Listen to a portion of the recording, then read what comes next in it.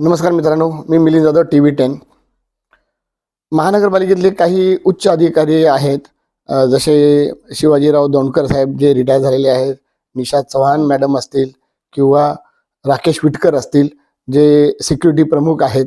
निशा Chavan madam ह्या ज्या आहेत त्या विधी प्रमुख आहेत.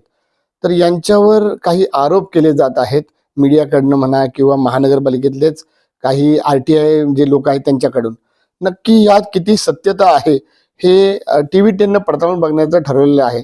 त्यामुळं आजचा दिवस म्हणजे सोमवार 3 ते 5 मी तुम्हाला सांगितलंच आहे मागं, अभिलेख अवलोकन म्हणजे तुम्हाला कुठल्याही टेबलावर कुणाचीही कसल्याही प्रकारची माहिती मिळू शकते. म्हणजे RTIच आहे एका प्रकारे, कुठलाही सामान्य नागरिक हे करू शकतो.